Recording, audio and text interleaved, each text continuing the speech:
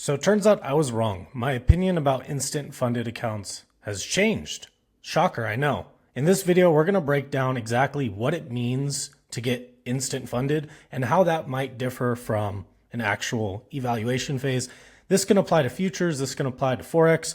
I'm specifically a futures trader, so that will be the perspective that I am speaking from.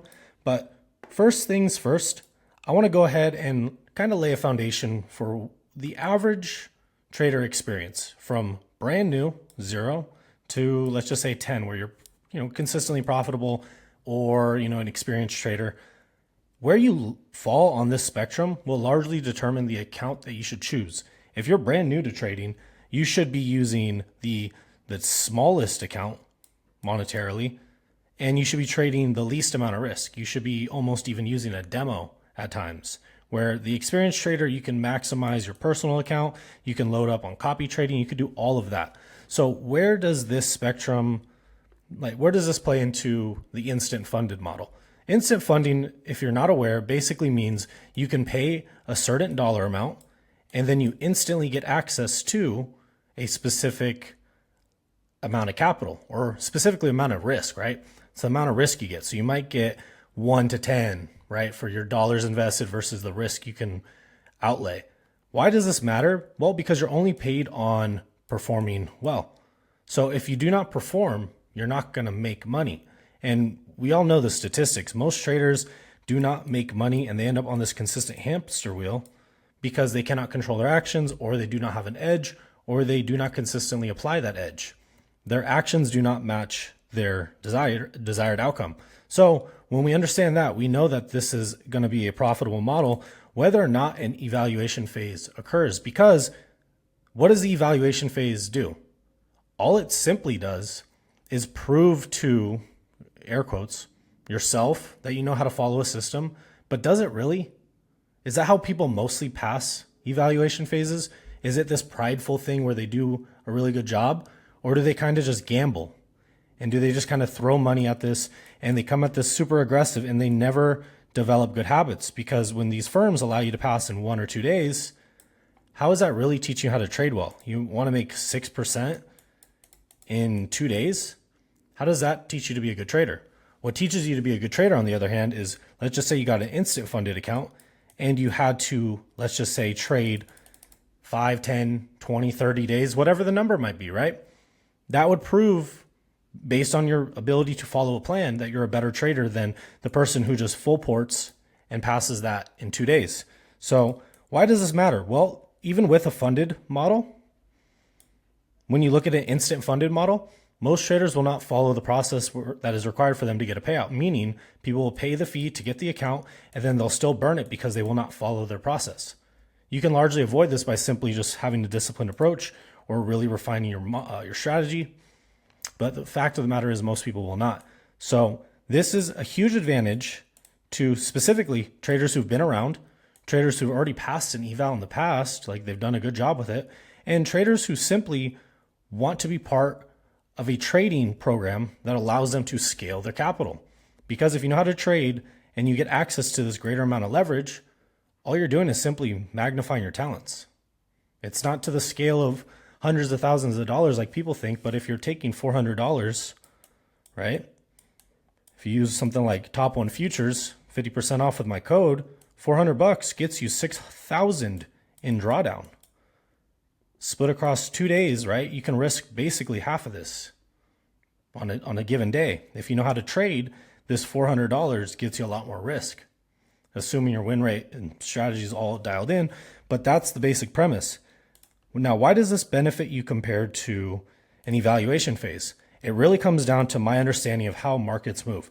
So I used to think that an evaluation phase was no big deal. It's fine. There will be another trade tomorrow. But what I shortly realized after working with dozens of traders is that traders pass the eval in a good condition, and then they get their funded account, and then they go and they trade, and it'll be choppy. And then they lose the funded account. And then they go back next week, and then they start out, right? And they get their funded account in an easy market, and then NFP happens. And it's just this cyclical thing where you're consistently making the eval phase, you're passing that when it's easier, and then you're blowing the actual funded account when it's harder. And the reason people don't realize this is because they'll just reset the account, pay a little fee, they reset the account, and then they pass. So I hear this consistently. Traders go, oh, I hit my daily loss on my main account. I hit this, but I'm halfway done with another eval. And I go, why does that matter? Why does that matter? It is this cyclical thing that I see so many traders fall into the trap of just thinking that that's doing something. They feel that they're accomplishing something, and it's really just hijacking their dopamine, when passing an eval is a great accomplishment for your first time. However, if you're burning 20 accounts to try to pass it, is it really that impressive? Is it really doing anything? Or are you simply gambling? Honestly, are you gambling? Because when you go into your live account, you're not going to try to have this same, you're not going to try to move forward at the same speed. So why on earth should you practice these bad habits? These are the questions that I start to have. I ask, what is the intention of an evaluation phase? Does it actually benefit the trader, or is it simply an extra hurdle that prevents them from being able to execute with good habits and good strategy all of the time? Now, that is the point I want to pose to a lot of traders. I will never, ever, ever tell a new trader they should go to an instant funded account if they have no awareness of the market. That's a bad idea. You do not want new traders going straight to funded. However, if you're a proven trader, you've been able to have some consistency in the past, and you want access to more capital, then a straight to funded option does make sense. That's a very reasonable approach. What you would do there is you get instant funded using something like Top One. You use my code, 50% off. This gives you the opportunity to prove yourself in a simulated environment to potentially work towards payouts in the future. Those payouts will eventually lead you to a live account. When you go down this process with a firm like this, you get into that live account and they'll do everything they can to incentivize that you stay here. The reason that most firms will not do that is because they actually make a lot of money from reset fees. When they tell you something like this is your golden goose, right? Your 20 accounts. You can copy trade 20 accounts. But what they will not say, they won't ever tell you that it's actually 20 activation fees. It's 20 resets. It's all these things that lead to you potentially getting this. And not to mention, it's 20 times the amount of mental stress because you've added so much complexity to your trading that you don't even know what you're doing. I see so many traders on Twitter, they'll accidentally hit a button and then boom, minus 3,000 on 20 accounts. And that's minus 60 grand. And is it real profit? Is it not? But the point is, why are these losses so magnified?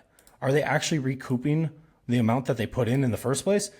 Probably not. That's why a lot of these firms still operate, because traders are willing to just full send all of their capital into these like essentially imaginary accounts that never get moved to live. They stay funded, and it really creates this cycle of wealth transfer from the worst of the worst to the best of the best. And this disparity, in my opinion, can be highly mitigated based on the firm's core principles. If the firm itself is designed around having an internal fund where they can manage their own bankroll and they have the ability to copy the best traders, they can make money to then pay out people instead of having all of these reset fees fund the top like it's some sort of reverse lottery. That's not how this should work. Trading should be about empowering the trader and understanding that performance, when measured, if you can measure someone's stats, you can effectively deduce how profitable they'll be, and then you can allocate money to that, which then creates an additional revenue stream for the firm. This is a super important thing because it comes in very close contact with ethical concerns, in my opinion. The way that I view prop firms, when they heavily rely on reset fees from copy trading, I view that as highly parasitic. I view that as not great. I mean, you come into the market, you think all of these things are fine, but when you really look at it, what are they doing to actually empower the trader? Are they giving the trader all of the tools needed to be a good trader, or are they putting them through this fugazi eval, this fake, this fabricated accomplishment, right? You pass. But how did you pass? You passed using all of the worst habits you could possibly deploy. You over leverage, you over risk, you rush, and ultimately it leads you to be ripe to blow up your account once you get funded, which then gives them another $200 that they could go and pay the best trader you've ever met. That's not how I think this should be done. I think this should be done in a more streamlined approach where traders are making a proven track record for themselves in that instant funded account, you can, again, use code DTA. It's going to be in the description. You get instant funded 150K. And your path to live should be extremely clear. That's what you want to be thinking. How is this firm going to bring me to live? And with someone like Top One, it's 3 payouts. There's a payout amount that you'll hit. You'll make this much in a simulated amount or account, and then they'll move you to a live, where then you get extra benefits in addition to money. So this right here is where you should want to be, not only for the fact that you get benefits, but for the fact that it's also going to teach you how to trade a live account better. Prop firms won't always be around. I don't believe so. I believe there's a lot of stuff that goes on in these firms that's highly manipulative. And obviously I understand everybody has their own free will. However, I don't think it's the best for everybody. What I do think is respectable, though, is a company that actually puts real money behind traders, because that says that they believe in those traders. So you want to align with a company that makes sense and stands for the things that you believe in. This is something that, I mean, I'm a huge believer in.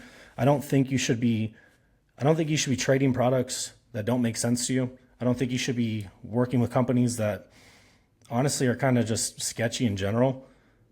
I think you should really be aligned with a mission, especially when you want to think about longevity in a market. Companies that have good ethics and good backbone and ultimately a good support system are ones that are going to stick around, and those are the ones that you want to align with. So that is my perspective on how I switched essentially my understanding on what the eval phase does and ultimately the benefit of an instant funded. This is all just based on my observations. I tend to think outside the box a bit. This doesn't make me special. It just means I just look at stuff from my own perspective. But that's my conclusion on instant funded. So based on where you fall, you should definitely consider the options that you have. You can either use an eval or an instant funded. But if you're an established trader, you should really be on the fast track to get to trading live, essentially. There's no reason to stay in a simulated environment. That should be the middle ground for traders just trying to figure it out. So with that being said, I'm going to hop off here and we'll talk again soon. Take care.